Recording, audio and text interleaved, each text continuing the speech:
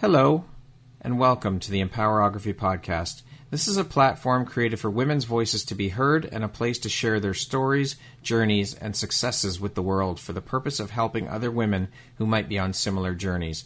We are empowering women one episode at a time. I'm your host, Brad Walsh, so kick back, grab one of your favorite beverages, and enjoy the stories.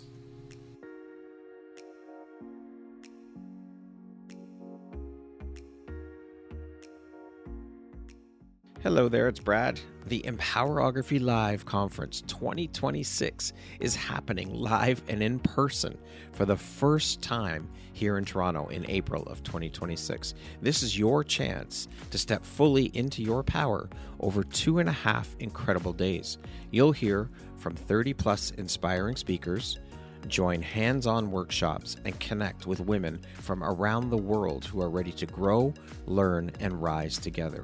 This isn't just an event. This is an experience that will leave you motivated, empowered, and ready to take action.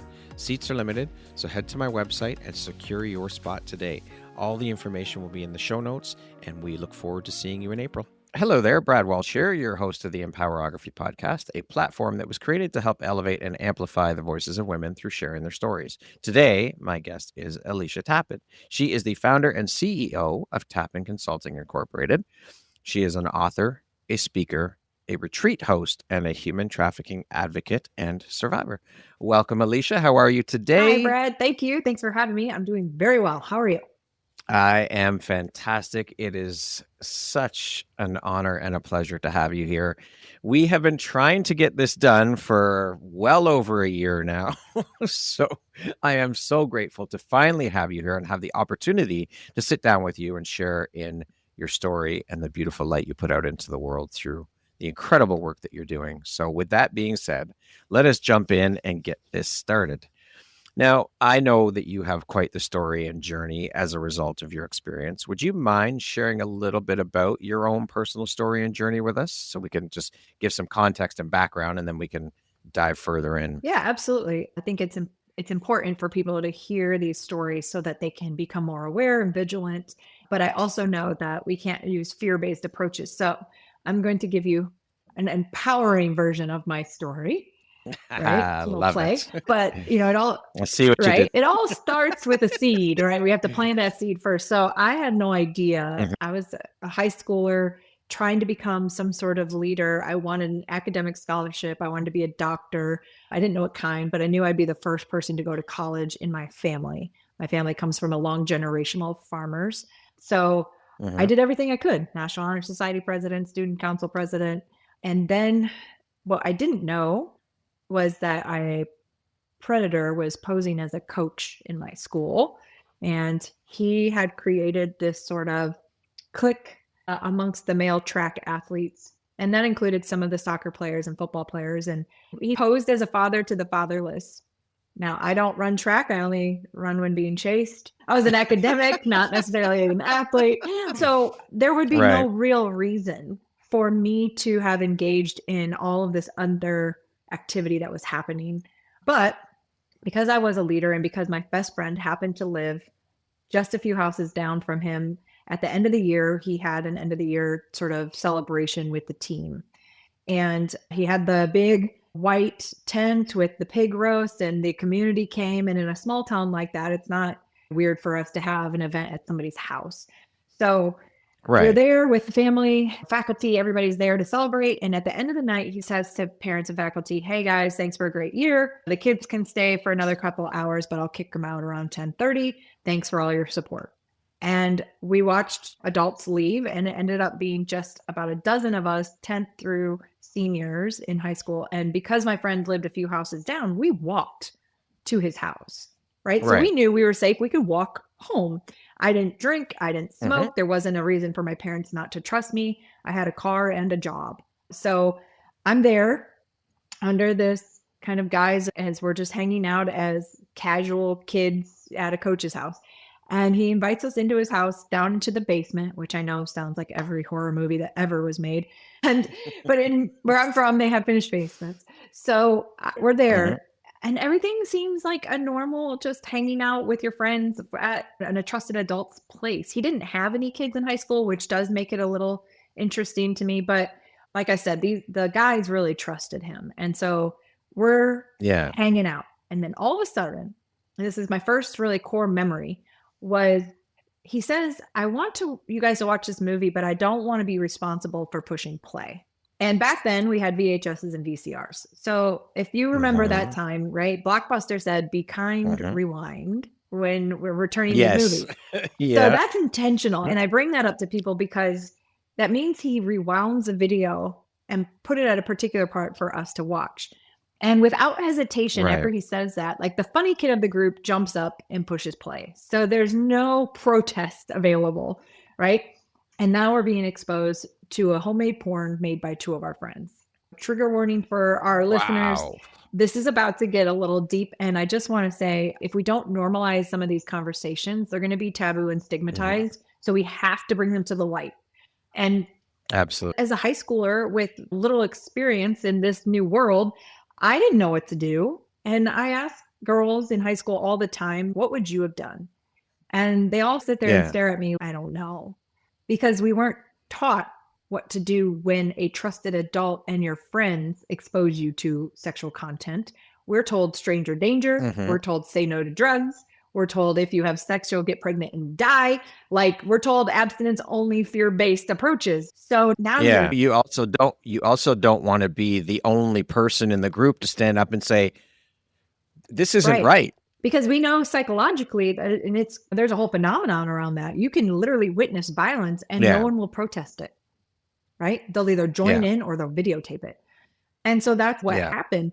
Everybody's was stuck in shock. But this guy knew exactly what he was doing, right? He turns down the lights, turns up the music, and now it's a party and there's alcohol and we can hang out. And it was clear that a lot of these kids had been there before and expected this. I did not. Right. So I look at my friend like, what is this? Why aren't we leaving? And she says, I just want to talk to someone, hang out for a few minutes, and then we'll go. And I sat and hung out with so-and-so, right? Like I hung out with my friend and we played some video games and it was harmless. And then they started offering drinks. I don't drink. So they brought me a glass of water. I couldn't tell you what happened next, Brad, because this guy made his own GHB drug and he date raped all of us. So this is odorless, colorless, right? Tasteless. You can't tell it's in your drink. I wouldn't have even known that until later when our investigation actually does come about. But in the moment, I guess I black out. And the next memory I have is my head against the hot tub and I'm being raped by two of my friends. And he's up above me recording it on a balcony. So I panic and I start looking for my clothes and I'm trying to figure out how to escape. And one of my friends who is like the linebacker of our football team says, you're too drunk to drive. You can't go anywhere. And holds me up against the wall. And I guess I pass out again. I don't really know. My memory sort of blacks out. And the next memory I have is waking up under the coffee table with my stuff like neatly packed on top of it, my phone and my keys.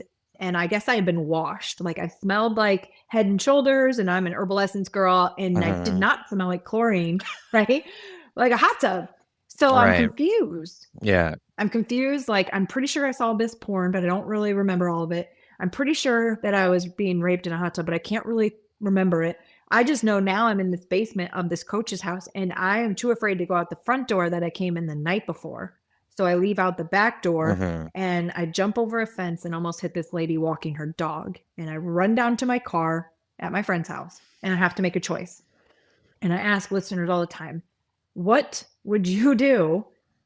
Do you go inside and try to explain why you're there early in the morning and you didn't spend the night to your best friend's parents? Do you go home and do the same thing to your own parents? Or do you go to work because you have to be there in 30 minutes? And so I did what every other victim does. I go to work. We try to process and normalize like what just happened. And without like you said, you were doubting, like, why does I smell like my hair doesn't smell like chlorine like it should in a hot tub? Did that really happen? Right. Did I really experience that? Did I dream it? Fuck? So I got to make sense of all this now, right? That's my job. But I also have to go serve ice cream because I've done that for the last, I don't even know, like 2 or 3 summers. And I get there and I go to my supervisor who's only a few years older than me. And I ask her like, what does it mean to have sex with 2 guys in one night? And she's, again, just a few years older than me. And she says, Alicia, you might as well get used to being called a slut because it's all you'll ever be known as. So you're silenced, right, by the first person that you tell. It might not be, hey, something bad happened to me. It's this question. Right. And she just slaps this label on me. And so now I know I can't trust her. So I'm not going to tell. Right. So then the next thing I do is I finish this 6-hour shift. I go home. I take this really hot shower, right? I try to scrub off everything and I call my friends and I'm like, I was raped. This is definitely something that happened. So I wouldn't have done it. I'm going to call her now. So I call my best friend who I'm supposed to spend the night with. And I said, hey, you left me at that party last night. I think I was raped. Just like that. And she says, rape's a really strong word, Alicia. You don't want to go around accusing anybody, do you?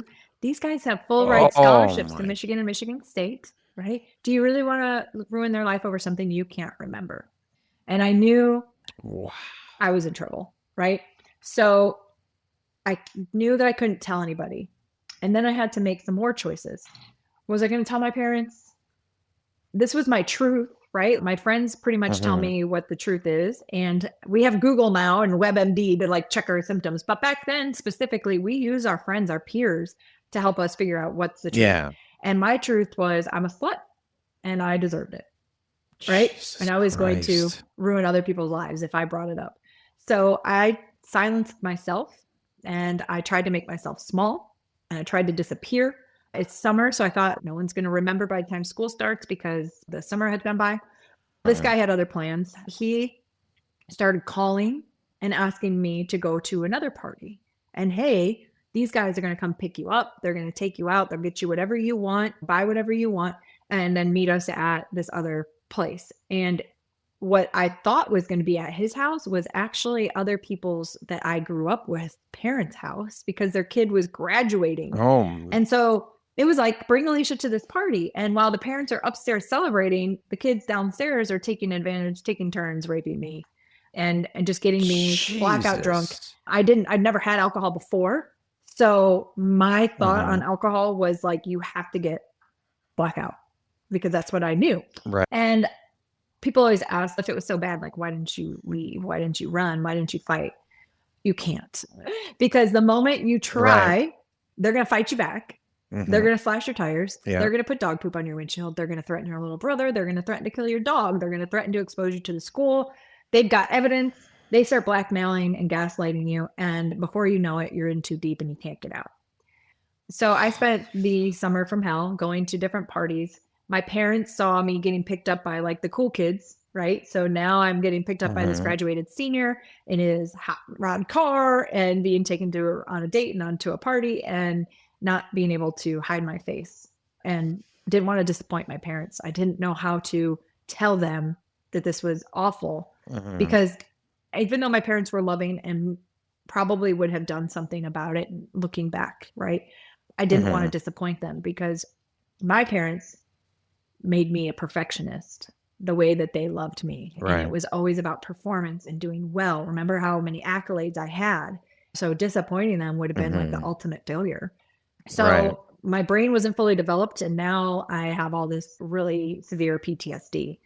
And so I started fighting my parents instead. Right. I started like isolating in my room. I started cutting myself. I started popping prescription pills, trying to commit suicide. I had a lot of different really maladaptive behaviors. And so now my parents think that I'm just like a hormonal teenager who's afraid to graduate. And now I'm a problem. Right. Then the first time that I actually got to an adult was when my mom noticed because, and again, TMI, but like I had a lot of yeast infections. And my mom said, you're having sex unprotected. That's what this is. And you need birth control. And so I was like, okay, so we go get birth control. And my pediatrician says this question, right? Have you ever idolized or attempted suicide? And I said, yeah, thinking, what do I got to lose at this point? And she said, because you're a minor, I have to tell your parents. You can tell her or I'll tell her. And so I told my mom and she did what moms do. She comes in and tries to save the day and ends up like becoming codependent on my trauma. Right. So now every time there's something wrong with me, there's something wrong with her. So now I can't tell her anything because it's going to make more problems. My dad totally just disengaged. Right. He saw me as a problem and he didn't want to deal with it. And so my mom needed to deal with it. And so my mom didn't deal with it very well. So summer's hell and it's about to be my senior year. And I'm supposed to be excited about this, right? I'm supposed to be going in with all these leadership opportunities and scholarship opportunities. And instead, I get met with, hey, Alicia, we heard about your reputation this summer. We don't actually want that in our club. We're going to ask you to step down. Oh, One after man. another of adults who knew me since I was a kid telling me what they heard about me and kicking me out of my positions. So I didn't have anybody to turn to, Brad. There was nothing left for me. And I was mad because it was like, if God doesn't want me and the devil doesn't want me, like, why am I here? And I just kept waking up from these attempts of suicide. So it was like, I didn't have a value or self-worth. And so I didn't care. And so I started getting bullied a lot in school, people spreading rumors about me in the boys' bathroom for a good time. Call Alicia. I had to clean up my own vandalism. Holy shit. And then we get to about halfway through the year, and my math teacher says, hey, we're going to have an end of the semester party, but not that kind of a party, Alicia, right in front of everybody. So he knew. Oh, my right? God. So you're just ostracized. And in a community that knows you and grew up with you and saw you climb this leadership ladder. I was the kid that they called down for when a foreign exchange student came, or if it was like a staff appreciation day. I was allowed to leave campus, go get donuts and come back. I had special privilege. And now all of a sudden I'm being completely like isolated from anything. And so I was actually really lucky. Thank God. The athletic director saw what was happening to me, and he stops me in the hallway and he said, Alicia, what happened to you? Just kind of like that. Not accusatory, not assumptive, just this really curious question. And I said, I don't know. I think I was raped. Why? I said it just like that. And just very matter of fact. What are you going to do about it? Everybody else is disappointed me. You're just another one. What? And so I didn't feel like I had to hide it because I didn't think he was going to do anything. But luckily he did. He went to law enforcement and they started an investigation. And he asked me, because I had Fridays, like I was an AP honor student. Like I didn't even have classes really my senior year.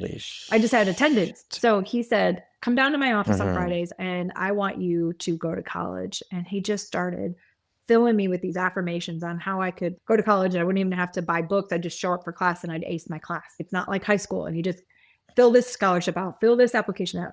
I eventually did, and I believed him. And then I saw my ticket to get out of there, right? So if I could, I was going to go as far away as possible. So I applied to a school in Florida that I'd never even heard of, and I got in.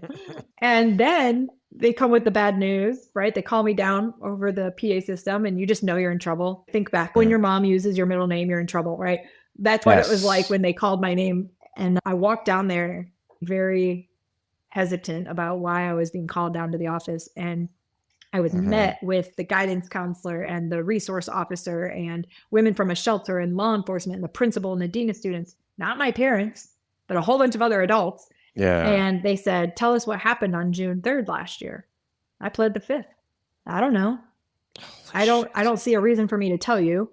And at this point, I'm too afraid that something bad's going to happen to me if I do say anything.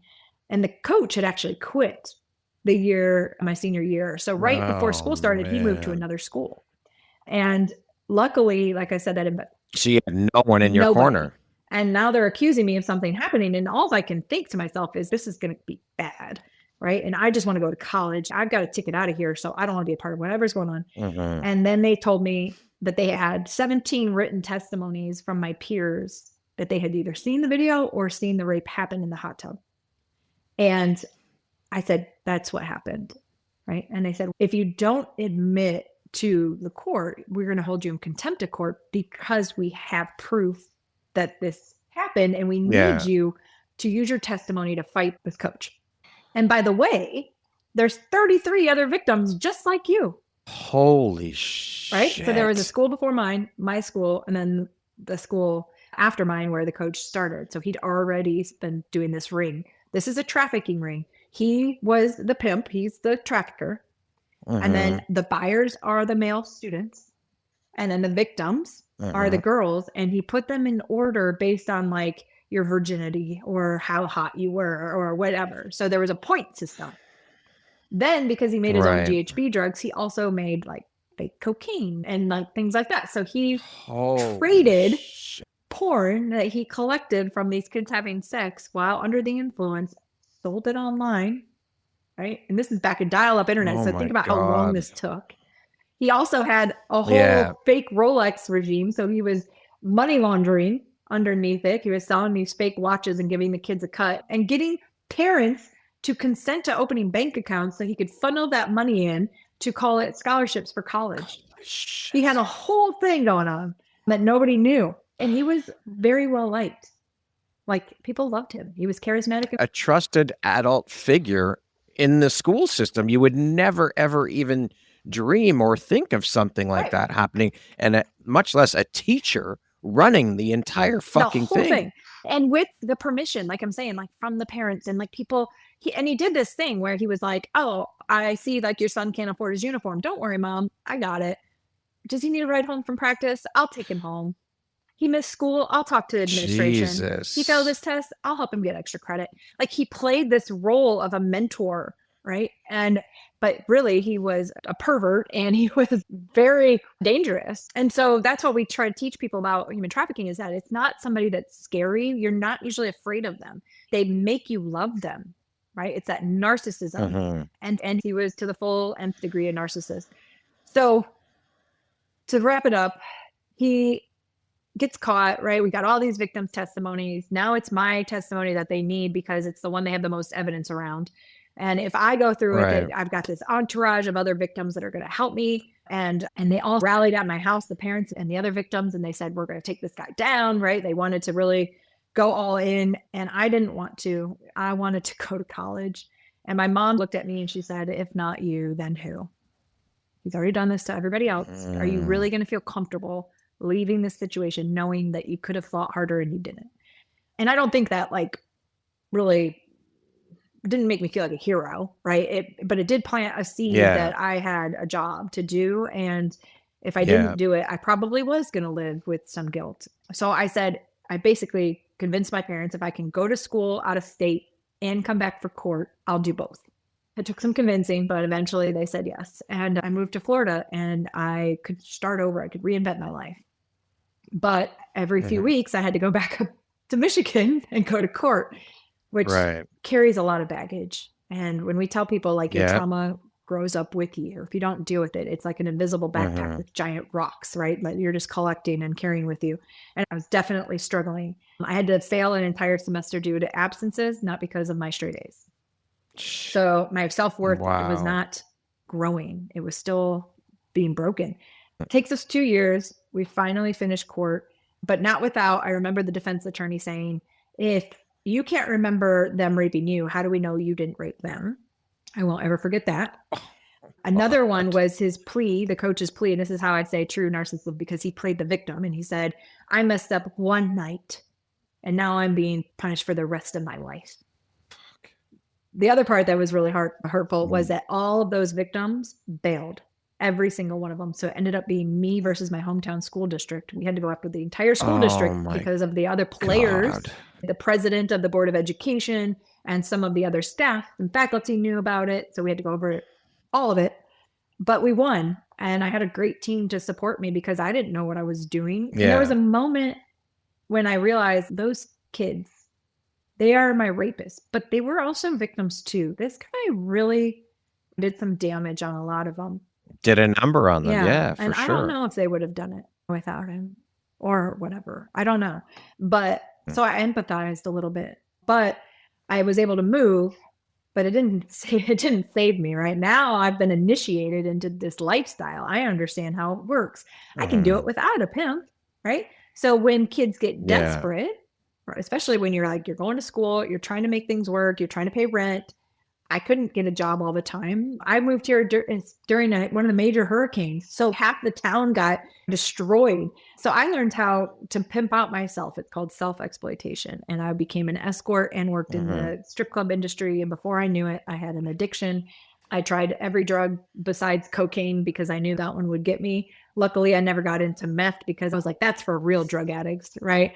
Which is silly because my drug of choice was alcohol and it was legal and it was paralyzing. And so, we win this court case, but it didn't do anything for me. I eventually graduate college, which is a bonus, but I had a poverty-stricken mindset and I wasn't going to be able to break that without some real healing. So for the next 15 years, I bounced around. I joined a gang on accident because I wanted to help this one guy who seemed like he was a nice guy, right? Find somewhere to live. We lived in a hotel for 6 months. I worked at the strip clubs there. I wasn't afraid of people necessarily. So I was comfortable sitting with people with guns and drugs and like letting them drive me around. But the moment that like a woman from a church offered to help me, I was like, get out of here. You don't know me. Yeah. I was really into breaking other people because I was hurt. And so I was just toxic relationship after toxic relationship, homelessness and getting sick, still having an alcohol problem and trying to numb my pain.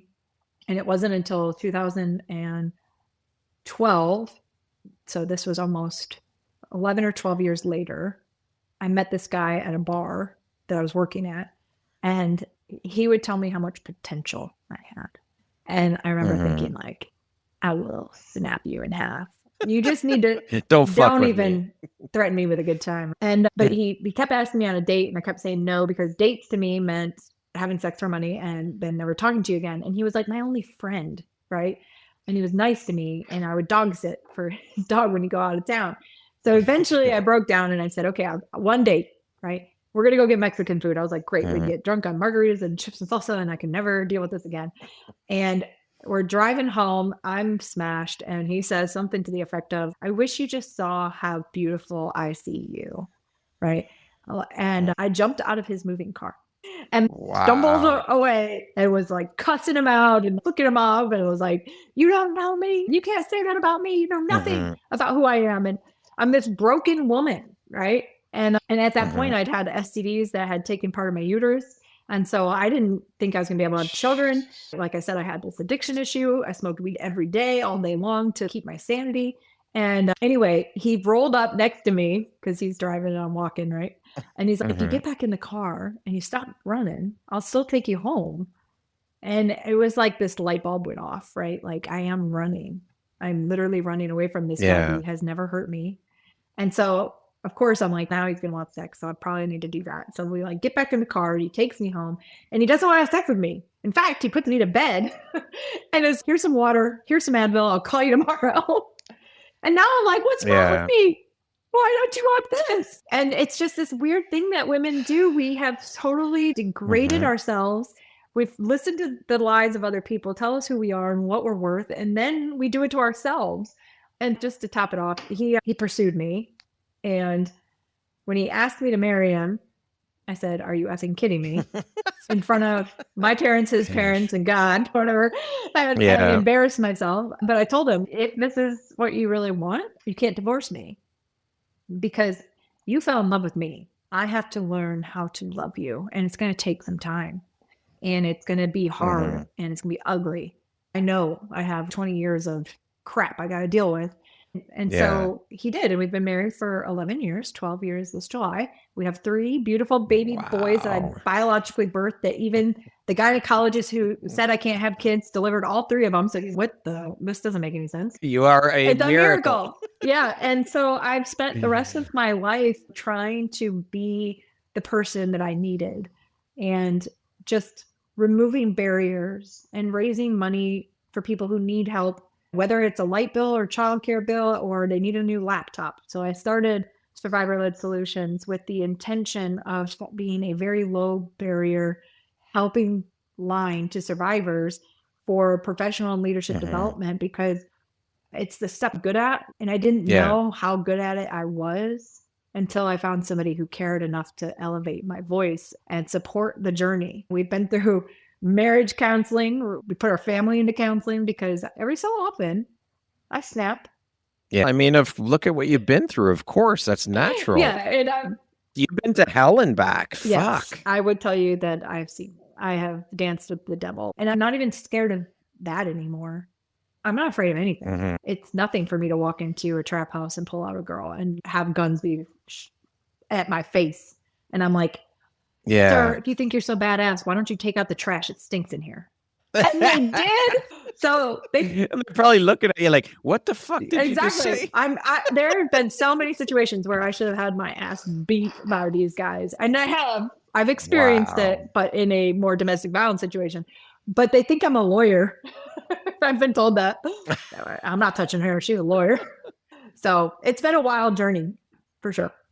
Wow, that is fucking incredible. First of all, thank you so much for your vulnerability, for opening up and sharing so much.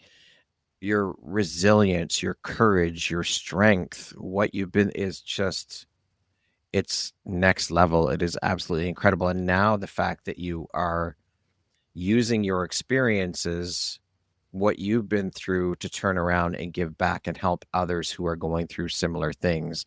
It just speaks volumes, Alicia, as to who you are as a human being, as a woman. It's fucking incredible. I admire and am so inspired by you. I think it's absolutely amazing. Thank you. Truly. Yes, you are a gift, and the work you do is a gift. It is a calling at this point. I can't go backwards. Like I tried, like there was a few times where the road bumps had gotten in my way and tried to take me down. And I just keep standing back up. Like I don't know how to stop it. I tried to tell people I was going to retire when I turned 40. And in fact, that didn't happen. I launched a book instead.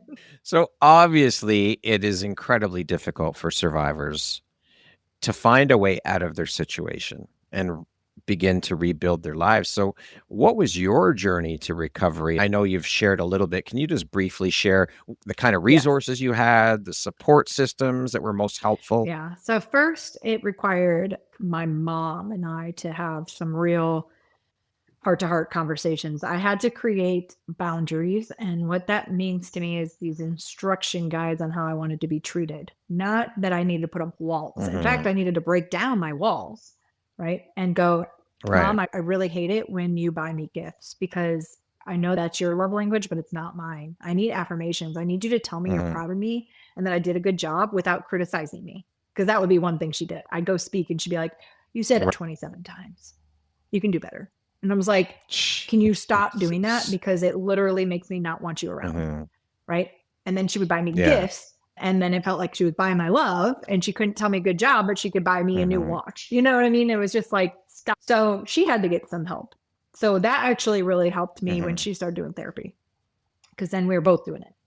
Then the next thing was art and music. So I love a good art therapist or music therapist. And sometimes it's not even about what you create, it's about what you destroy. So for example, it's better than what my example is. I was working with a girl survivor who was trafficked by her dad. And I said, let's do this art therapy thing. And they were like, we don't have to make anything. You can actually deconstruct something. And she goes, do you have a picture of my dad?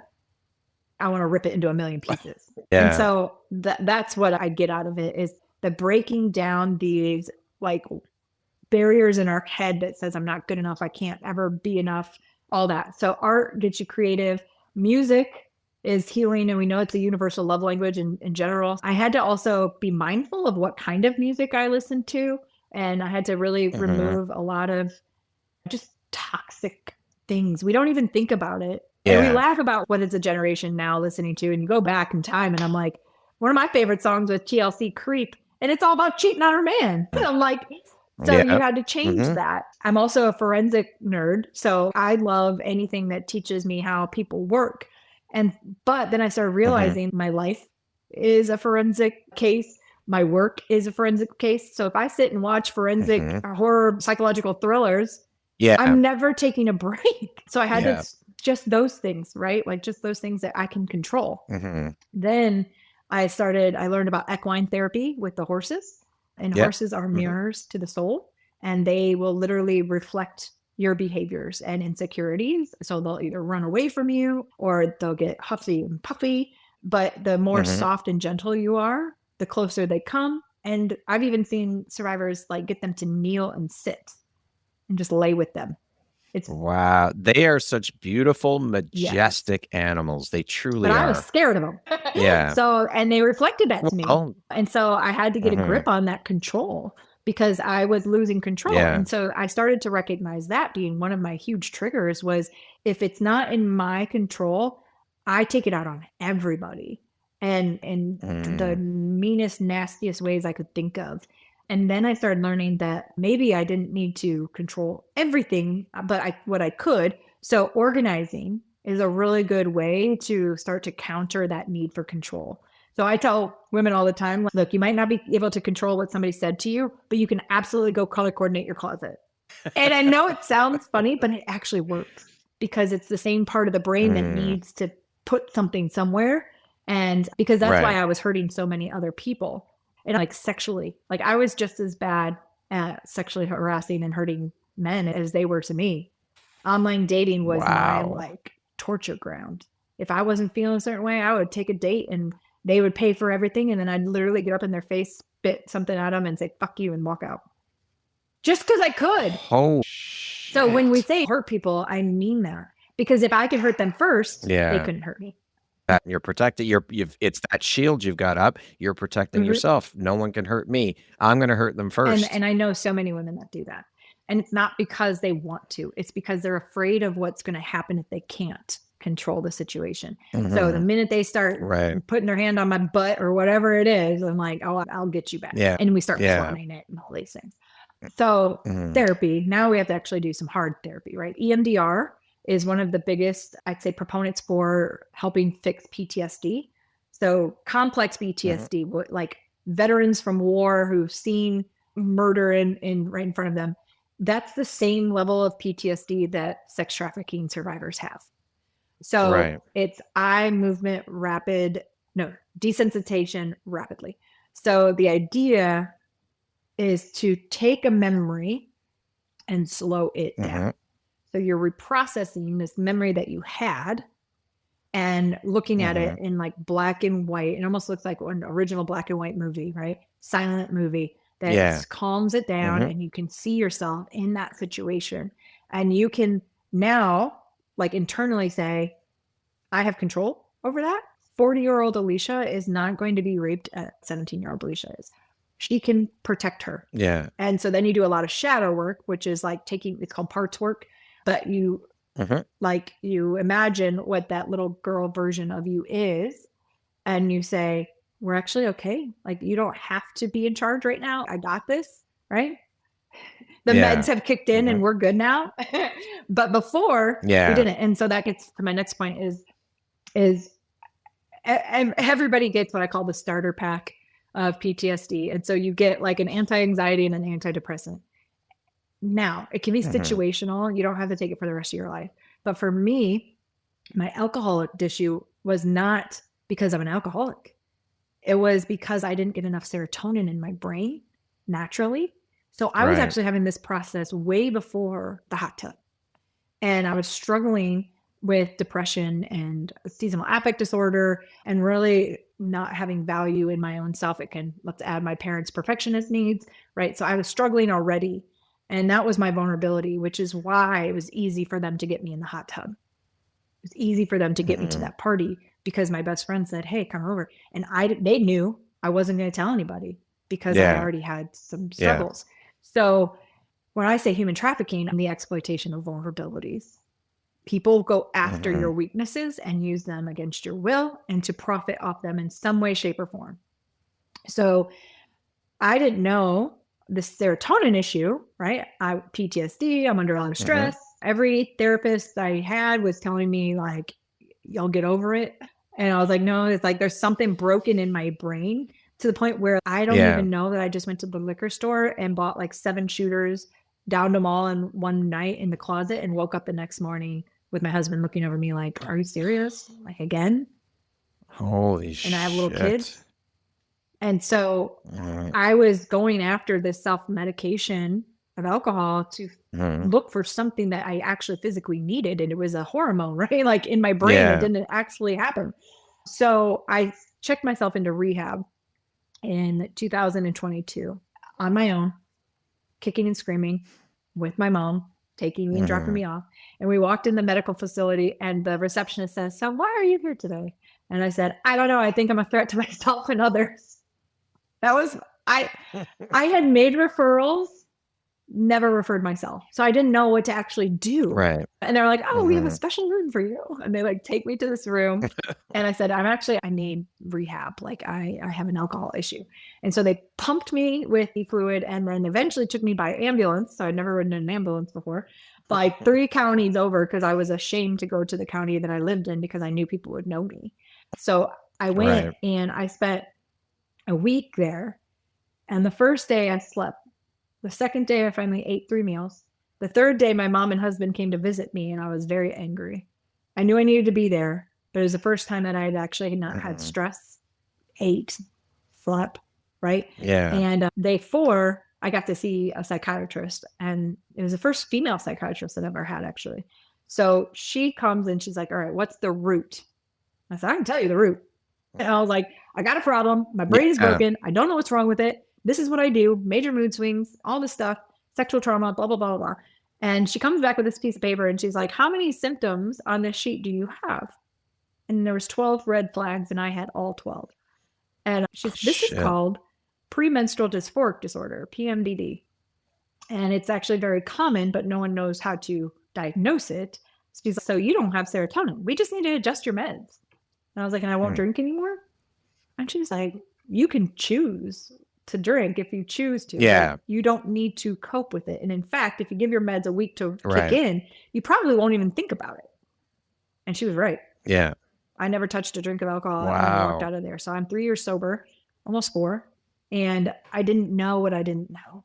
So it's a long journey. It's a lifetime of healing from that moment when I was 17 to now being 40 and going, I've got all these tools.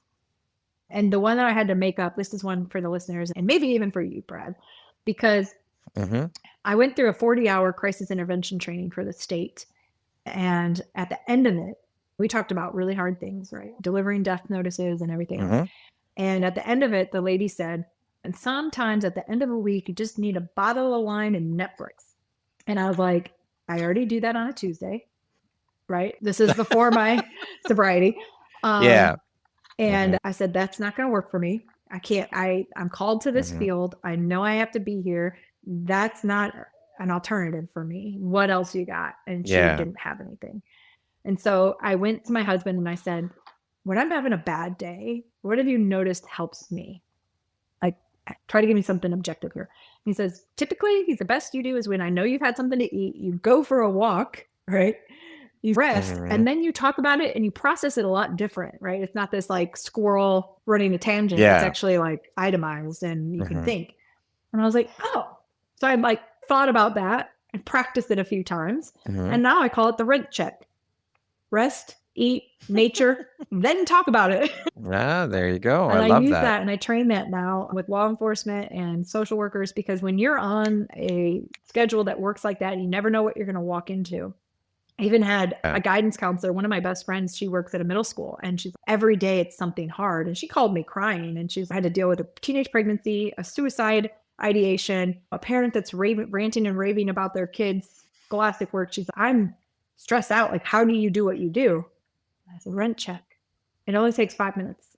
But if you don't do it, like these tiny Sabbaths, right? These moments, then you're not going to be able to be 100% when you go to the next client that you have to see. And I have to be 100% because otherwise I'm going to make bad choices and eventually it could hurt something. So anyway, I created that. And my professor, so I'm getting my PhD in forensic psychology. And I asked her, like, how do you know when that's actually like a concept? And she says, you only have to have it printed 3 times before it to be like your thing. So I'm working on it. Yeah. Awesome. Amazing. So rest, eat, nature, talk about it. Love it. Thank you for sharing that, Alicia. Reducing the demand for trafficking is a critical aspect, of course, of combating this crime. So in your opinion, what steps should individuals, communities, governments, how can we address the root cause and create sustainable change in this fight? Because this seems like pushing a massive fucking boulder uphill. How the fuck do we even begin? And I'm sure conversation is one way. That's how we start, is talking about it. But what other things can people get involved and do to help combat this? Because this is huge. So human trafficking is now the leading criminal industry in the world. So it's going to take a lot of people doing a lot of work.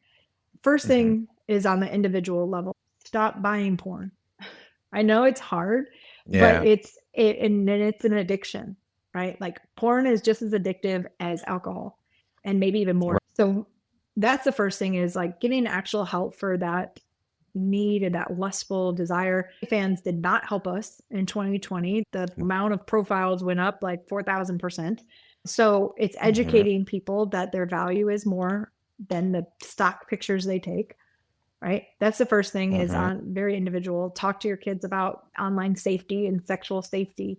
My kids have been learning about good touch, bad touch since they were a baby, right? We say don't hit, don't kick. We also don't let people flash their privates at us. We don't do the same thing. We don't lick, we don't suck, right? Yep. Like we don't kiss. Those are things that we can do right away. And creating safe spaces within our family dynamic for when people come forward. So there was a teenage boy who was being recruited and groomed by somebody pretending to be a teenage female. And the first thing that he did was go to a porn site to copy and paste other people's pictures because he didn't want to do his own. Jesus. And then it created another crime because not only did he do that, when he actually did tell his parents took all of those images and downloaded them to their own phone, which is now considered C-SPAM or child sexual abuse material. Right. So now you're breaking another law. So getting educated on protocols are very important. And really it is getting law enforcement involved. When you get to that level of reporting things, you have to know who to trust because, again, traffickers are not these homeless people living under the bridge, right? They're charismatic, funny, good looking, have credibility, maybe own a business in your community, are pastors, right? Like all these things. So learning that, having men get into this conversation is the most important thing we can do. So I applaud you for even letting me speak to you about this because if we don't get men to talk about it, the stigma around their own sexual exploitation is going to stay hidden in the dark, right? Yeah. The second thing is that we're losing chivalry and what it means to be a gentleman. And that part of it is the feminist movement, but the other part of it is just like dumbing men down. And we don't want to do that, right? We need protectors. We need people who say, I got you. I'll walk you to your car. I'll open the door for you so you don't feel like, because now women have been trained to catch a predator.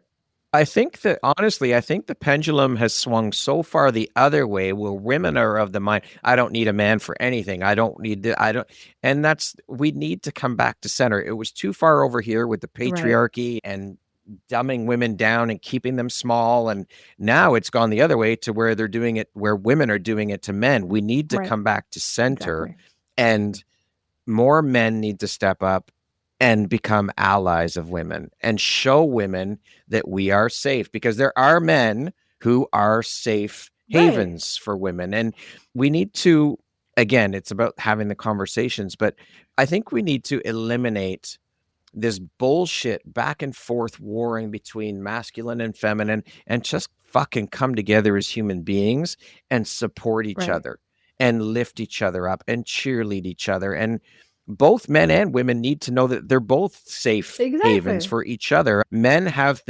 skill sets, things that women need, and women have things and skill sets that men need. We cannot do this alone. All the men in the world can't do it alone, and all the women in the world can't do it alone. So let's fucking come together once and for all and support each other and lift each other up. That's how we are going to create massive impact in the world, period. And it's the only way. And that's humanity.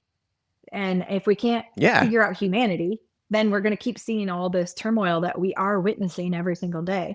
Not to go totally in a tangent, but I do want to say this. There was this research done with rats, right? And I don't know if you've read this, but basically the researcher created this utopia for the rats. And so it was as much food as they wanted, right? And they had all these little spaces for them to, I don't know, create families or whatever, right? Like it was just this big open space and everything that they ever wanted was there. There was nothing, there were no barriers. Yeah. And within 3 generations of the rats, they started eating their young. They started killing each other. And the male rats started they had homosexual tendencies. So they didn't need the woman. Wow. And the woman, because the rat was no longer considered a masculine, strong thing, it would eat the young. So all the rats died within 3 generations. So we can't have everything at our fingertips, right? There is this sense of taking time and learning. So one of the other ways we combat this is the cell phone, right? The cell phone is our biggest crime scene because sextortion is so high now too. So there's a financial burden when you start trading pictures because they want to put a price tag on them and then you want them gone and they're like, now you have to pay me to get that image taken down. Right. So the other thing that's important is, like I was saying, this sort of long-term fight, right? If we give a kid a phone and we don't teach them how to use it, it's just like handing them keys to the car without driver's training. And so they're going to get into an accident. They're going to have problems. Yes. And if we can't like navigate that as society, teachers, families, right, then these kids are just doing whatever they want and thinking that it's okay because no one's actually getting punished for it or there's no consequence for it. Yeah. And that's why it happens at mass levels, right? The other thing that's a problem is that we don't have parental controls that detect when somebody's lying about who they are. So we can detect violence and sexual connotation and behaviors that are inappropriate, but we cannot detect when somebody is lying about who they are. And then to add to fuel the fire is now there's this issue with AI created content of child pornography and people like taking your face, right, and putting it on a different graphic and sending that around. So technology is happening at a rapid speed and it's adding to this problem, right? And that's why it's becoming one of the, it's now the largest criminal industry because there's so many different pieces of it. So if we take out good stewards, safe people, communities that care and look out for each other, 3 generations is all it's going to take. Fuck. That's crazy. The fact that parents use cell phones and technology as babysitters for their kids because they're so busy. They've got to have both parents working or they just can't be bothered to look after the kids properly and just here, give them the phone to shut them out. I've seen so many people just hand their kids a device when they're in the store. If the kid's freaking out, having this meltdown, here, just give them this and that shuts them up. Just keep them quiet because I don't want to deal with the shit. Or you go out to dinner in a restaurant and the kids are on the fucking phone at the dinner table. That's not allowed. That's the norm. We're at the dinner table. We're here as a family. Fuck that. No phones at the dinner table. Like, it's crazy. And it's the norm. And what we have become. When my kids started to turn 6, 7, 8, I was starting to get asked, like, why don't your kids have a phone? Or can you at least give them a tablet? They're missing out. My kids, they're not missing out on anything. And we've slowly introduced them to like video games and things like that. And we have timers on it because again, we're teaching them driver's training on how to use technology. So they don't, because here's the real deal. It's so addictive that it causes autism and suicide rates escalate. So we're at a time where we have to decide what side of the fence are we playing on, right? Are we going to play into this mass destruction? Agreed. Or are we going to have a little bit of dignity and say, hey, it's not immediate gratification, right? We're going to learn how to appreciate this. And so my kids are getting there. I have my 10-year-old, his buddies all play at a certain time or whatever, but he's gotten to the point where I've taught him so many values outside of that. This is what happens. And this is what happens when you do that, that he can regulate himself. I've been playing for an hour, Mom. I'm good. I'm like, you have 2 hours. Which is amazing. But my middle kid is not the same. So he's 8 and he is struggling with that. And so we've had to have some hard sit downs. We've had to have detox Sundays because they're on technology at school too. And then they want to hang out at home. And there's a whole other problem, the whole education system. Like kids were not meant, even when we were in school, we weren't meant to sit in a fucking classroom for 8 hours and listen to someone stand at the front of the room and teach. Get them outside, bring in mindfulness, yoga, meditation, all of these different, all the systems need a complete fucking overhaul. It all needs to change. It really does. And I know that's like turning around a riverboat. That's going to take forever. So like you said, it starts at home as parents with the children. These are the, nature is these are the rules. You know? Exactly. And these are the fucking rules. I think people get all like uptight when you have so many rules and blah blah blah, but it's guidelines. Like people actually thrive in structure. We thrive in structure, but we have to have play. Yes. Play has to be a part of structure because we learn the best when we play. Absolutely. Right. So my heart, you want to combat it. It's got to be stop buying sex and stop selling it. Halloween costumes for a 12-year-old do not need to be a 6-inch skirt for anybody and call her slutty nothing. No, definitely not. That's inappropriate. No, absolutely. The next thing is teaching people how to treat people the way they want to be treated because we have to reteach that. Yeah. And then being safe enough for somebody to come forward and not have these consequences. I'll give you another story. It's phenomenal. because, and I've been doing this so long now that like, I know when I'm right. Okay. But people have a really strong sense of I could be wrong and I don't want to mess something up because what if I am wrong? I have law enforcement officers say the same thing. I didn't want to ask because I didn't want to be wrong. Yeah. And they're like, I've never met a survivor that was like, man, way to get that wrong. Thank you for saving me. You know what I mean? That doesn't exist. Exactly. So this daughter and dad situation came into my lap. And the problem was that daughter had spent the night at grandparents' house. And the grandfather is actually a step parent who's only been married into the family for 5 years. And she was spending the night over there. And for whatever reason, the guest room was being in construction. So she was on like an air mattress in the grandparents' bedroom. Okay. And she's like 14. And it's a little weird, but nothing taboo. So she's on her phone. She's putting her phone away at the end of the night, I guess. And she looks over and sees grandpa masturbating in her direction. Oh my God. She freaks out, grabs her phone, runs into the bathroom, calls dad and says, come get me right now. Dad comes and gets her and says, what's going on? Grandpa says, I'm sorry. I'm on sleep meds. It's probably the Ambien. Right? Okay. Grandpa owns a very large business in our community. They are well attended at their church. These people are a part of a community that holds a higher standard and has the money. I already know where this is going. You can. So dad says to me, I don't want to be wrong. And I would hate that because my daughter seems to be okay. I said, she's traumatized. Whether she lets you know it or not is up to her. But that doesn't go without warranting trauma. No. And I said, so I'm going to ask you a question, sir. Do you want to be remembered as the dad that did nothing about this? Or do you want to have some skin in the game and be the guy who helped your daughter? Because I know what my dad did. Nothing. And so anyway, he, I guess, eventually lets me do the report. So you can go online to do these reports, right? You don't have to call anybody and talk about it. You can just type it all in. And so we did it. And so, of course, the state has to come and do an investigation because it's a minor. This is what everybody gets all upset about. But if you're wrong, yeah, it's unfortunate. Yeah, it creates a little bit of a controversy in the family, but eventually it dies over and at least everybody was being safe. And grandpa is not getting off of his refusing that he was doing it on purpose, right? He was standing on his claim that it was these meds. They started interviewing. I don't know about you, but I've never heard of meds that make men masturbate. I'm sorry, it doesn't exist. That's bullshit. Right? That's complete bullshit. So he says this. So they do the investigation. They ask her about it. This is the only time it's ever happened to her. But they were like, how many other grandkids have spent the night over here? 9 had been molested by this man. He finally was working up to the oldest one because he already took advantage of the younger one. God. Right? And just think about it. Now go back to my story.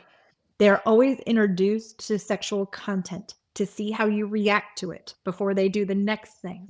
So I was confident. I was like, if he's doing this to a 14-year-old girl, he has hurt other people before. I'm 100% confident because the narcissism is without a doubt and he hasn't been caught. So yeah, now this guy's in jail. He's in prison.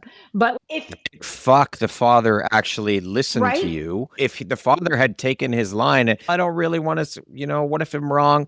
It would have continued. And she would have been hurt much more damaging down the road. And so some equine actually helped her a lot. She does therapy, but she's okay. But if she hadn't been, and it was desensitized, and then something else happened, this is all I'm worth. This is what men are supposed to do. She doesn't know any different. Oh my God. Yeah, that's how we stop this stuff is like actually having the goal to do something when you see something, not just to stand up and say something. Do something because it's not enough. Yeah, it's going to be a long hill battle. You're right. We're doing a boulder uphill and there's probably like 100,000 rocks flying back at us at the same time because big tech doesn't want this to go anywhere because they make a lot of money. Politicians are worried because that's donor dollars. You've got other people. The porn industry will lose money. All of these people. It's, and I'm not trying to compare the two. There's no comparison, but it's like big pharma. Same thing. There's too many industries involved that will lose money. There's so many, but it starts actually with conversations like you and I are having today to bring awareness, to be able to plant seeds for people, to educate them, to give them ideas on what to do, how they can deal with things, the steps they can take. And every day we just have to keep Yeah, exactly. We just have to keep going and keep talking about it and bringing awareness and supporting people in any way that we possibly can, speaking up, whatever it Right. is. So, overcoming the psychological and emotional scars left by trafficking, obviously, that healing is a lifelong journey. What are some of I know you've mentioned equine therapy. What else was instrumental in your healing journey, and how have they helped you regain a sense of empowerment? The different therapeutic processing is very helpful. But, and I'll just lead into writing the book was probably one of the best ways to do this, because Mhm, it gave me a moment to first bring all my journals out and looking at them and mhm, going, eventually, if I were to tell my story, I want this to be in there. So my book mhm, called Brave Girl Diaries, the idea was to create sort of a prevention book material, I guess you could call it, and learning like called an ACE score, the adverse childhood experiences, learning my love language, learning what kind of leader I am, learning about my gifts and talents, because I wasn't really being taught those things, but they would come up or something would mhm, be said about them. And then once I dug in, I was like, oh, the light bulbs are clicking. This is why I was so vulnerable. Right. mhm, So I took those journals mhm, and I took those assessments and I was like, wouldn't it be cool if we could smash those together and help, right? Share this sort of mhm, experience with anybody and everybody who wanted it. mhm. Because it shouldn't just be for those who have been through trauma. We want to prevent it. So that's what Yeah. happened. And then I'll give a couple shout outs. So one was Pamela Bellato. She was in our community and she has an organization called, I'm going to get it wrong now all of a sudden because it's all about women being superheroes. Crap, it's around the tip of my tongue. It'll come.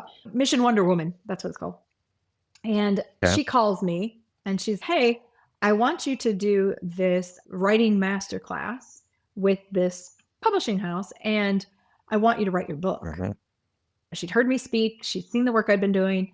mm. I literally, just like my husband proposing to me, was like, I don't think so. You're crazy, right? Because if I do that, I'm going to have to do the real version. I'm not going to water it down. Mhm. It's going to hurt people I Yeah. love. And if Mhm. it's worth that, then I'll do it. But I don't know what that's going to look like. And I'm flattered, but no, thank you. And she's like, no, Mhm. you didn't really have a choice. I already signed you up. You are I doing already have a this. scholarship for you. It's paid for. Your first class is in a Mhm, week, right? And I was like, oh, so you believe in me that much? And she's like, yes. So mhm, that was empowering right there. It was like somebody saw me, somebody took the time and initiative to actually mhm, put the tracks together, knowing full well that I was going to say mhm, no, right? And was like, this not really, mhm. I know you and I know what you're capable of. Yeah. I believe in you. Just do it. And so Mhm, that helped. So I showed up to our first master's writing class. And so that's where I met Kristen with EP House. And mhm. I just loved her right away. I was Yeah. like, we're going to be friends. I can Mhm. already tell. That's what I told her. Yeah. And Kristen's right. amazing. And good people, has a business Mhm, mindset. Again, a woman owned business, which was very empowering to me. mhm. And then she let Yep. us just write. And I decided like I wasn't going to hold anything back. So we'd have these like little creative writing Mhm, sessions. And then she'd ask if anybody wanted to share. And I shared every time. And found that some of that stuff that I was writing was absolutely going to go into the book too. Right. So then I mhm. shared this idea, and she's like, they only really do memoirs or professional books. And I was like, this is a professional memoir, so get used to it. I do nothing by the standard of other people. And she was like, okay, I guess we'll try it. And Mhm, then she read some of my manuscript and she was like, oh, we are doing this 100% going to do this book. And I said, mm, here's the thing, Kristen, it's mhm. not one book, it's 3 books. And I'm going to need your help all the way through it. And Mm. anyways, because otherwise it would have been like a 1,000-page book and no one's going to read that. So she Right. taught me a lot, like how many chapters and how many words and what's going to actually sell. Mhm, And then when they started to give me cover ideas, the thing I've said to her that stood out the most was I needed to be like eye candy. I needed to be something that pops off the shelf, mhm, because everybody else, I've started showing her other survivor memoirs, they're like dark and gray, and I want mine to be mhm, bright, right? And so they gave me a couple, and it was really nice to be able to say, no, I don't like that. mm. That's something I'd never done before. All the people pleasing, I was just gonna be like, oh, I need to because they're Yeah. doing this for me and it's a really great gift. But then all of a sudden it wasn't what I wanted. And she was like the coolest about that. She's like, we fire that one and we keep going. And I was like, oh, I have a Mhm. choice. Whoa, this is my thing. I don't have to Yep. surrender it. Mhm. I can actually make it what I want to Yep. do. I'm defying the gravity around all this stuff, right? And that was so empowering. Like for me, I'm sure. it was wild. So anyway, we published it and it came out on my 40th birthday, which like when we're talking about goals, right? I'm a goal-centered person since I was a kid, and I wanted to publish my book by the time I was 40, and I did it. And I don't even know, you can't pay for that. You know what I mean? It's like this thing, this rewarding thing for my 12-year-old version of myself, my 17-year-old version of myself, the homeless version of myself. And then we had to put it into the public. And I was worried what was going to happen. And I'll tell you, my dad did not receive it very well. I don't think he denied it, but I don't think he's finished it.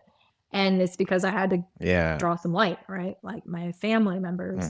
But the audience that it has reached have told me nothing but amazing testimonies and how it's helped them. Even at 82 years old, this woman was like, I finally understand my husband. Had nothing to do with even like her. It was his trauma that she was now starting to identify and could understand it. And then you get the 14-year-old girl who, I know somebody who this is really affecting, but I didn't know it was going to affect me like this. And then everybody in between. So I've never heard this book was lame and it didn't really help me. I've only heard this is extraordinary and we need everybody to get it. So what's really cool is that I work in the jail here locally, and they just bought their first bulk order to give to all the inmates. Amazing. That's what it's for, right? That's what it's for. Yes, exactly. So I'm being lifted up every day with this piece. And then I tell people all the time, I take a shovel to a brick wall. It's like, we're never going to see progress, right? And then this year, just in this few months or 3 weeks of 2026, I've had more sponsorships than I've ever had for an event we're having. I got a billboard. Never had that. Not just one, but like, right? I forgot the mayor to do a proclamation that January is Human Trafficking Awareness Month from the city. And now because the city did it, the county wants it. So I'm going to do it with the county over. I'm getting awards for my advocacy. It's all of a sudden, there's just all these accolades and affirmations that like, I'm doing good work. And I don't need that to keep going, but damn, it feels good. It helps. Absolutely. Of course. Absolutely. So what message of hope or encouragement can you share for maybe someone who is currently experiencing trafficking or sexual exploitation? Number one, there's a few things. One, there's a whole community of us, right? So you're not alone. You're never going to be alone, because we lead one of the largest survivor-led agencies. We have women almost in all 50 states, and 2 from Canada and 2 from Jamaica. And I just trained a whole bunch of survivor advocates, survivor leader advocates in Bangladesh, India. I have China asking for help. And so it doesn't matter where you are, right? There is a level of support. And it's a long journey. So don't think that everything's going to be changed overnight, but eventually you'll start to feel that it's happening, this multiplication factor of healing. The second thing that I didn't tell you about my case that I think is very hopeful, even though my trafficker went to prison for 7 years, he got out with a law degree that he had gotten while he was in prison. Jesus. Okay. He embezzles $140,000 in 4 months and gets caught in the same county with the same judge that we had almost 10 years earlier. And I actually have a newspaper article that says, if it wasn't for the girl in the hot tub, we wouldn't know how evil this man was. And now he's in prison for the rest of his life. So even though my story from the early 2000s might not have made a huge dent in the work that we were wanting to do, but it ended up paying off 10 years later, catching the same bad guy. Yeah. Right. And so now they have more evidence to put him away. I can use that when I speak to other people. Right. So part of the healing process is giving back and sharing our stories, our healing. They're traumatizing at first. You got to work through them. Right. But when you get to a part where you no longer cry telling your story, that's when you're ready to start telling it to people and really digging into where they're at and being empathetic, right? Not just to listen and give advice, but to literally let them be seen and heard for the first time. So there's so much work to be done. And we're finally fighting for credentials to be certified survivor leaders. That's what I'm building right now. And the whole point is to let you have a seat at decision-making tables, because there should be nothing about us without us. Absolutely. I love that. Thank you for sharing that. Motivated you then to transform your experience into a catalyst for raising awareness and supporting others who are dealing with and affected by trafficking? Was meeting another survivor. When I was freshly married, we'd moved across the country. I had nothing to my name. I couldn't get a job, right? I had 2 degrees, a master's and a bachelor's in psychology at this point, but no one would hire somebody without actual entry-level experience. And so I went to this missing children's memorial walk just on a whim. I got invited, thought that was nice and wanted to see what it was about. And then this guy said, I want you to meet what's called a human trafficking survivor. And I was like, honored. What does that mean? Neither of us had our driver's license. Neither of us had an actual cell phone. We walked through the Starbucks drive-through and she told me her story. And I like dropped my coffee.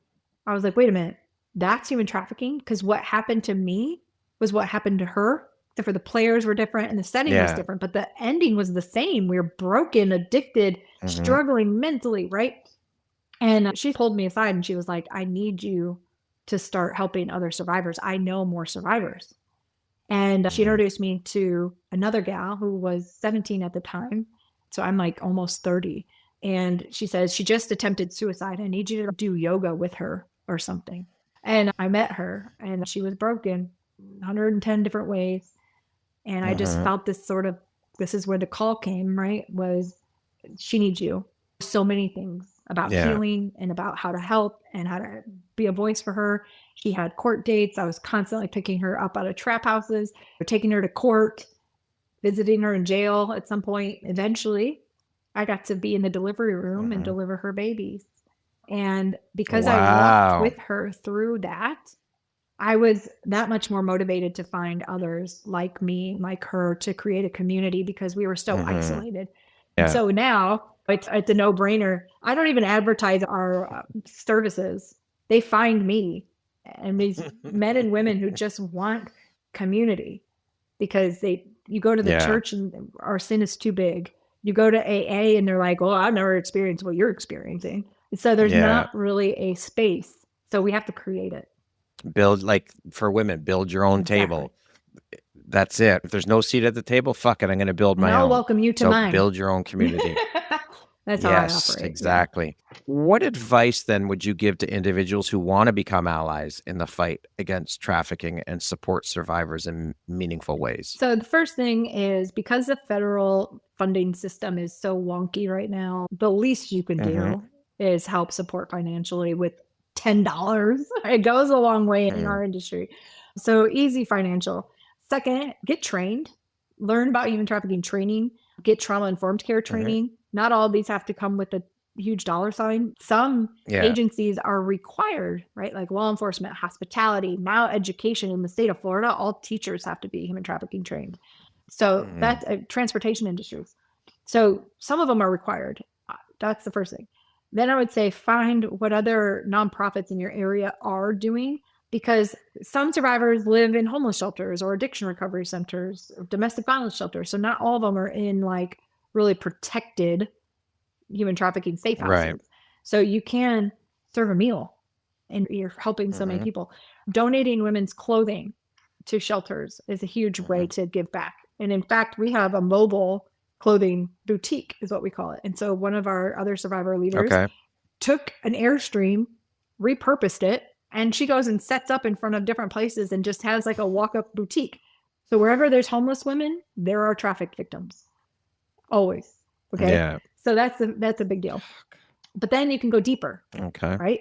Learn how to become an advocate, meaning that you're going to call me and get a human trafficking training from Survivor-Led Solutions, meaning that you're going to have some more in-depth, like how to avoid coercive languages and what's appropriate and not appropriate ways to address people. And then we actually do like retreats. So we always need volunteers to help serving food or do activities. We do a monthly Adulting 101 workshop where we actually call provider owners, business owners, and say, teach them how to do what you do, right? Entrepreneurship is huge when you get out of the life because 9 to 5 is very difficult. So we need people who are normal-ish, right? Nobody's really normal, but normal-ish has had some healing, is able and capable to talk to people and teach in any capacity. So that's a huge way to do it. It's food, water, shelter. Okay. If you take away some of those barriers, we're not so desperate, right? And then it's go into your local jail and ask if you can do a Bible study, teach something to the women. I teach in every women's recovery program. You don't have to be a teacher to do it. You just host a group and have something to talk about. And some training definitely helps, but it doesn't hurt to just Of start. course. How do you think I went into the jail? The very first time? Afraid and not sure what I was doing. Yeah. But then it's like they're so hungry for people to see them that they don't get disobedient. They're not disruptive. They're so grateful that you're even there. So those are just some quick things that I can think of, but there's probably 100 more. Beautiful. Thank you. I'm very curious now with this through our conversation. What is, because you've mentioned women, I'm curious what the percentage of men or boys that get trafficked versus women. Do you have any stats on that? I'm very curious about that. And I speak towards women because that's who I serve. But I know plenty of survivor leader males. And so here's the things that are depressing, but also good. One is that the current trend in trafficking are 3 to 5 year old little boys. That's what people want to buy. 3 to 5 year old little boys. And they do it under the guise of minor attractive persons maps. Which is the whole fight, right? That they're trying to normalize pedophilia. They're trying to normalize it to be a sexual orientation, and it's not. So we have to be more vigilant on that and what to look for. And I have a whole training on that. Next is the boys are absolutely, the numbers are closer to 1 in 6 than they are 1 in 13, like we had a few years ago.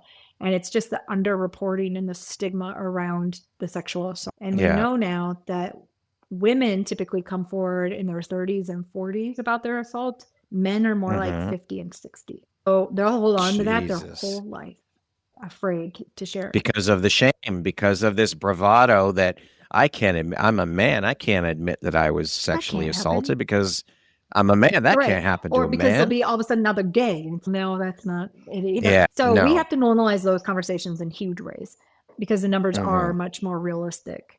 So we know it's inevitable. You're going to experience it in some way, shape, or form. You and your friend group somehow, right? For us, it's like going out to lunch with women and we're like, okay, who's not been sexually assaulted? Right. So men, it's definitely up there. The idea, though, is to start having these conversations in recovery spaces as well, because a lot of addictions are centered around that exploitation that they never got healing for. The statistics are never going to be right with that until we get more whatever normal conversations around it. Like you said, underreporting contributes to the stats as well, because again, men don't want to report it or they report it much later on. So thank you for sharing that. I was very curious about that. I'm curious, you mentioned mental health. So how do you prioritize mental health in your advocacy work? And what role does mental health play in the overall healing journey? 100%, because human trafficking is a mental health issue. It's not about sex. It's not about labor. It's about power and control, right? And follow the money. So if you can put those two things together, you're going to find it. So the first thing that we do is, number one, I'm getting my PhD in forensic psychology. So I want to lead from not only a survivor-led and centered space, but also a trauma-informed and mental health perspective. Second, here's another way, right? Like maybe you can't donate certain things or fundraise for certain things or give, but maybe a local clinician who might sponsor a couple of sessions or maybe a week's worth or maybe a year's worth or whatever that looks like. So we actually have two ways that we do it. Two, we found private clinicians that have sexual trauma and trauma-informed care in their training. So they sponsor a couple of women throughout the year. We also brought in and started doing group therapy with these women. So we've had the opportunity to be able to bring in clinicians. Again, art, music, that doesn't matter, right? Anything that gets that conversation going. The next is one organization wanted to provide services to women, and then they realized really quickly that was going to take a lot of effort to hire, train, and background screen. So instead, they created a foundation, and now they just raise money once a year through golf tournaments or whatever they want, and they sponsor the financial burden for women in our program. So they can get telehealth. The women can get telehealth from any provider they want. They can go in person to any provider they want, and they get 8 free sessions from the foundation. way to help support this mission. Yes. I also, like, I have to fight for reentry services in the jail. So we need better trained mental health providers in the jails because they're not looking at it as a problem like that. Well, in jail, make people get paid because it's an institution. Yeah. But we talk about the importance of recidivism and why would you want to have somebody who's been trespassing 3 or 4 times because of homelessness in your jail when you should be looking at perpetrators. Exactly. So, who will be there for or someone in prison for smoking weed or come on, more serious. Yes, let's look at the more serious issues here that are a bigger problem worldwide. Right. And we know are contributing to this other problem.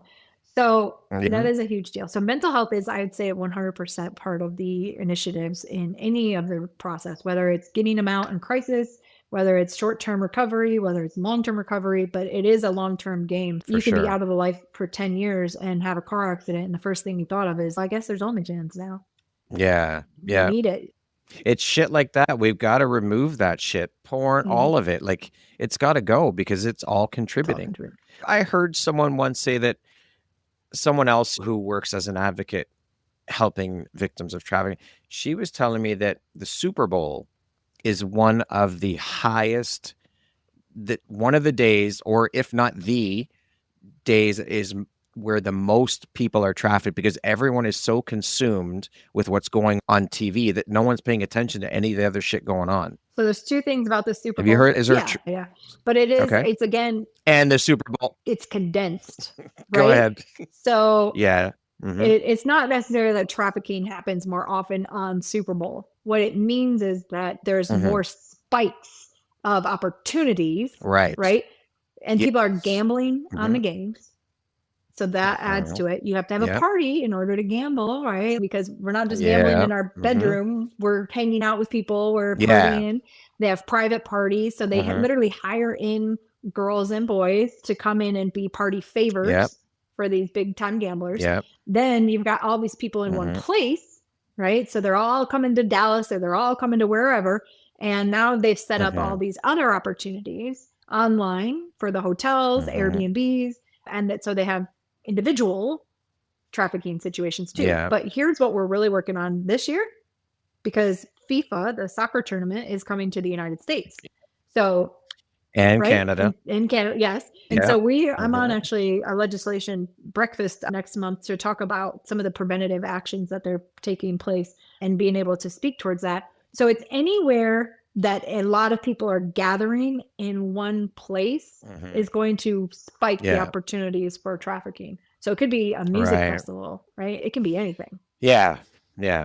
But stuff like the Super Bowl, FIFA, like these are world stages. So people from all over the world are coming in for this shit. And that's where the opportunities spike, like you said. Thank you for clarifying that. So I want to jump in and talk about Tappan Consulting. Can you tell us all about that? Let's see. When I mentioned the car accident and the OnlyFans, that was me. I lost my job. Yeah. And so remember, I told you in 2022, I got sober. 2022, almost Christmas time, I got into a car accident and found out I was pregnant, which I know those don't go together, but I had no idea I was pregnant. And 9 months later, my boss gave me an ultimatum. Find childcare or we'll replace you. And childcare in my area is very scarce. It's very difficult to find because everybody needs it. And my thought was, I guess there's OnlyFans. And I realized in that moment that I still hadn't healed all the way and that there was a long-term care that needed to happen. So I left my job because you don't give a survivor an ultimatum like that, especially if she's telling her story and helping raise you hundreds of thousands of dollars. And then she tried to slap a non-compete agreement on me on my last day. And this is the thing that I was like 50-mile radius, any organization directly or indirectly related to the organization I had served at. And that was my story in my community. So I would have to move to get a job.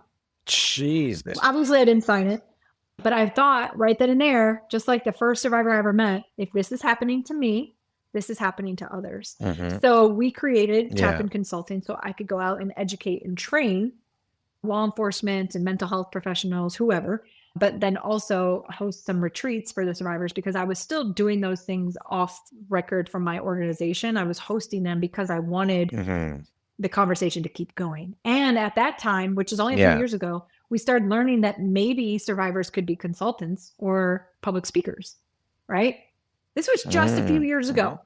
And then no one had ever really created a platform for that. No one had ever really talked about it. So we were getting re-exploited because, like myself, it was like, hey, go tell your story for thousands of dollars for our fundraiser, but you're going to get like a gift card. Jesus. And that I realized that it wasn't just me, Brad. Like there were hundreds of people going through that same scenario. And they started telling me.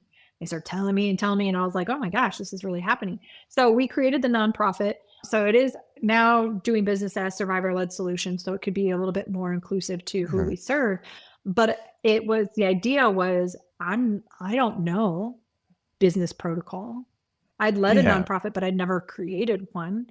I have this book, but I don't even know how to market it. So I needed all this support in growing my brand and my entrepreneurship.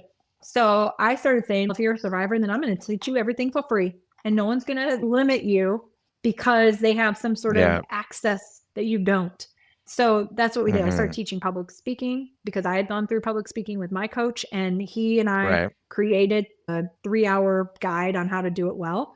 I started teaching them what contracts were and how to negotiate operation budgets. Here's what an LLC means. Here's what a nonprofit means, right? Here's a foundation versus a social enterprise versus a nonprofit. These people who were going out there and trying to make a living on training people were getting thrown back into exploitation. And so we didn't want that. Yeah. So that's what we do. And so through that, I realized we have 3 really big platforms. One, survivor leadership and creating a certification program that's going to be global. Okay. It's crazy because I've got universities calling to say, hey, how do we house that for you? Wow. Right. Phenomenal. The second thing is training and education. So my last big training was in Las Vegas called Mass Torts Made Perfect. And so it's like a paralegal conference that happens for 3 or 4 days. And I was the only one teaching human trafficking to them. Wow. Right? These are huge steps though, Alicia. This is incredible. Really fun. Because it's getting the word out there and it's planting seeds for people. This is fucking amazing. Yeah, it's awesome. I've done National Homeland Security Conference like 4 or 5 times and gotten best in show. So like conferences were still a huge platform for me, but I also wanted to teach people how to do them because nobody wants death by PowerPoint, right? So that was a big deal. And then our lower tier, like local efforts are with our women's recovery program. So making sure there is somebody teaching them what is human trafficking, what is trauma-informed care, and then also using Brave Girl Diaries to create a certification course for the women in recovery to learn about themselves and to learn about trauma. So we launched that. We're doing an 8-week program here, but eventually it's going to have a facilitator guide and a train the trainer so that all my survivor leaders can use this book as a curriculum. Amazing. We'll put all the links in the show notes for all of these things when your episode is released. We've talked about the book. We've talked about a hell of a lot. What is it that lights you up or excites you the most about the work that you're doing now? Ooh, I think the billboard was pretty darn cool. And the only reason why I say that again is because it was like a mass metaphor for I see and I hear you, right? But honestly, it's getting the call or somebody going through our website and saying, hey, I heard about your services and I'd really like to know how I can be involved in that. That is, from the survivor level, probably the most beneficial. But then I got a text randomly from a mom through Messenger on Facebook. And she's like, you don't probably remember me, but 4 years ago, you helped me handle my daughter. And I just want to show you she's now in the Navy, and sent me a picture. I cried. Incredible. I'm Mom, sure. What do you need? Do you need anything? She said, no, I just wanted you to know. Life is okay. So that's beautiful. There's nothing better than that. Not at all. Yeah. Who in your life has had the biggest impact on you and why? I don't want to sound cliche, but my husband. Because right now. Oh, that's not cliche. He's he's in the thrust of single parenting because I'm here and I'm at photo shoots and I'm doing these things and that thing. And all I want to do is get him a fishing trip because I know that's what he'd love. But I had to literally tell him I'm so grateful. And it's hard for me to say that because again, I feel like I have to earn it. All these things that are broken in my brain. Yep. But I had to sit down and put my hand on his knee and be like, thank you for being like such a stronghold in our family. And I need you right now. And I know I'm not probably saying it enough and doing enough, but thank you. And he actually was really grateful for it, because I think in the past I probably forgot.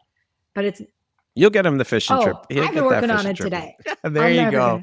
Beautiful. But I've had so much support, whether it's from Kristen or Pamela or my board. I have an amazing board of directors who believe in me. My mom, I'd love to say there's probably still more that could be on that list. And I just have such a great community that have supported my efforts and show up. Yeah. So that part's really amazing too. But even you, Brad, just like saying yes to having me on your show. Thank you. Gives me an opportunity. Oh my God, of course. Right, to keep going. Anything I can do to contribute to help, if as small as this is, if it can help someone out there, if this is my contribution or one of my contributions to help out, I'm more than happy to do it, and honored that you wanted to be here in this space with me and share your story and share your journey, because it is about sharing stories. It is about having these conversations so that we can plant seeds for people or educate people, because as you said earlier, we don't know what we don't know. So if we can, through our conversation, educate people and give them information that can help them or help someone they know, that's what this platform is all about. So I'm honored and happy to do it. And so thank you, honestly, from the bottom of my heart, for coming on and sharing this, because this is such an important conversation that needs to be normalized. So in such a bad way, we need to keep doing this. So thank you for showing up and shining and sharing, Alicia. I appreciate it. Yeah, absolutely. What do you think your unique skill set or superpower is that's helped you become successful? I am one of those, and you can't just say it because it's actually a personality, but I am a natural born leader. And I would have never felt confident saying that until recently. I had a boyfriend in college who was like, why can't you ever just join a club and just be a member?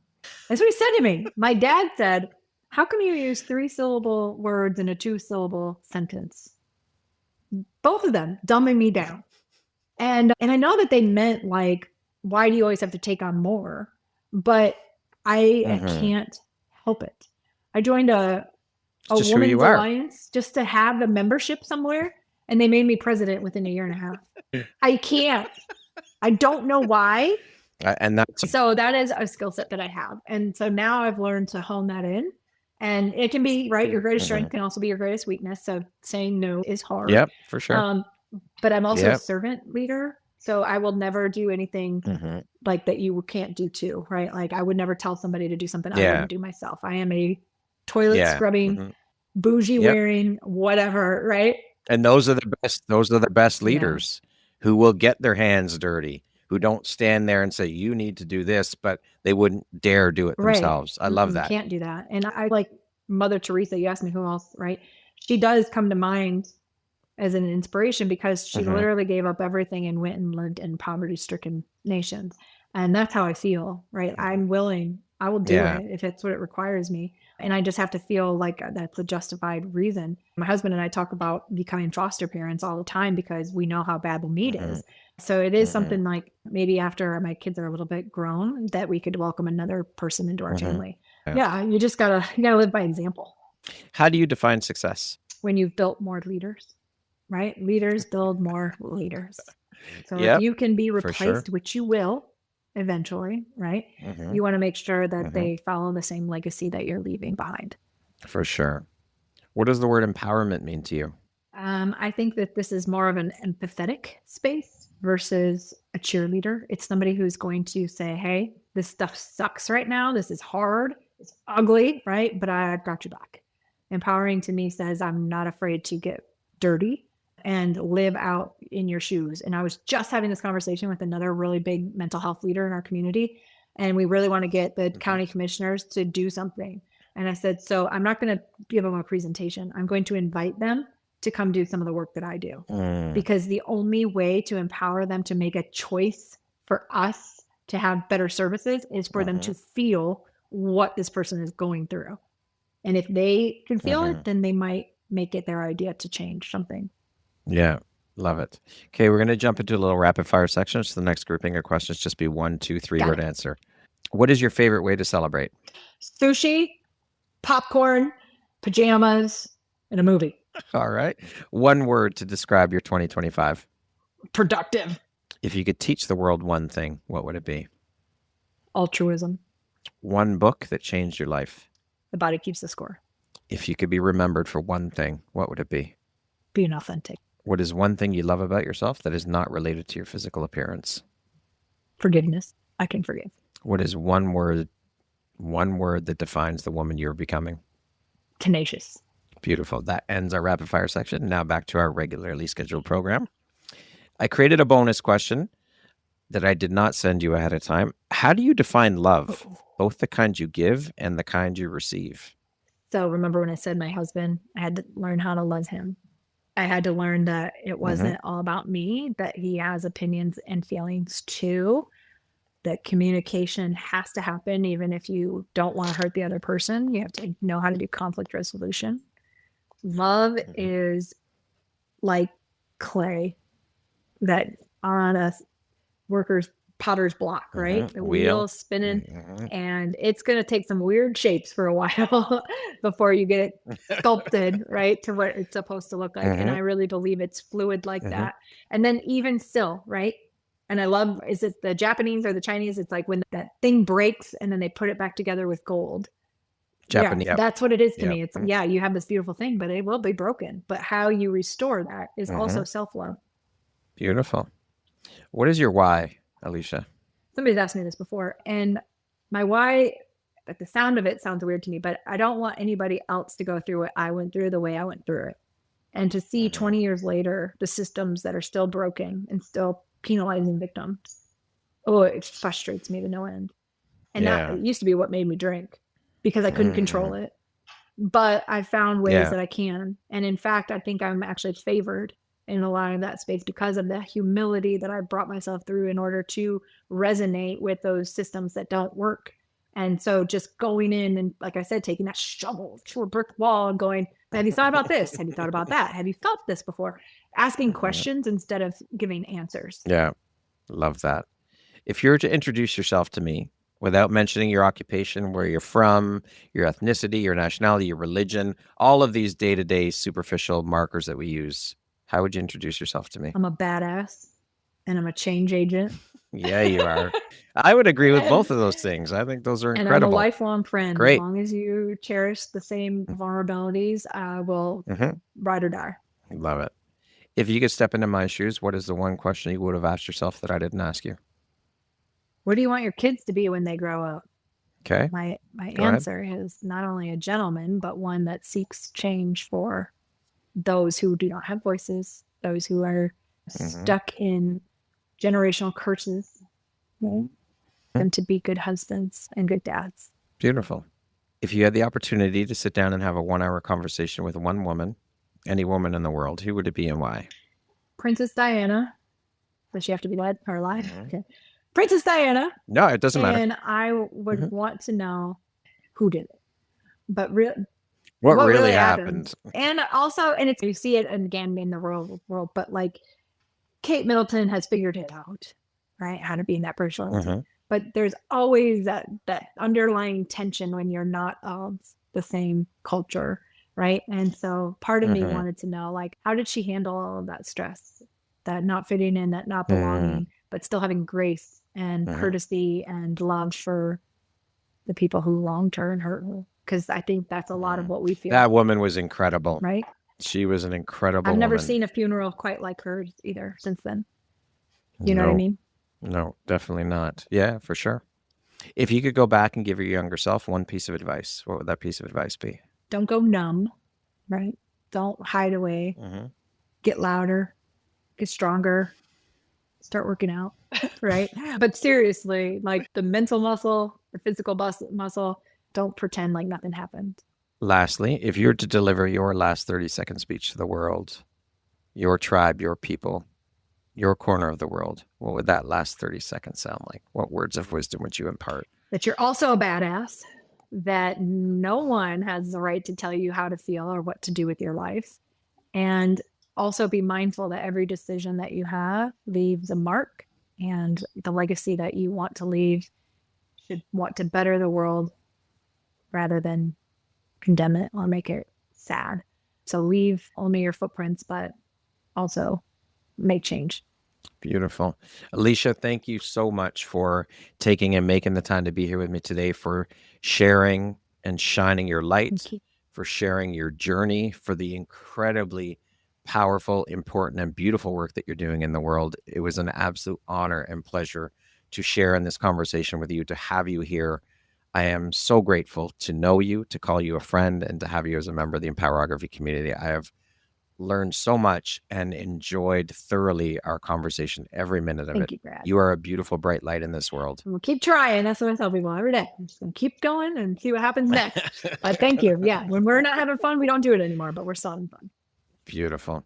Once again, my name is Brad Walsh, host of your Empowerography podcast, a platform that was created to help elevate and amplify the voices of women through sharing their stories. Today, my guest has been Alicia Tappan. She is the founder and CEO of Tappan Consulting, Survivor-Led Solutions. She is an author, a speaker, a retreat host, and a human trafficking advocate and survivor. Thank you so much, Alicia. I hope you have a beautiful rest of your day. Thank you, Brad. Have a good one. You too. Thank you very much for listening to this podcast. If you haven't yet, please be sure to subscribe, rate, review, and share with all your friends. You can find me at viseuphoria.ca, follow me on Instagram at Empowerography Podcast, and on Facebook at Empowerography. Please join me next time for another inspirational story from yet another amazing woman.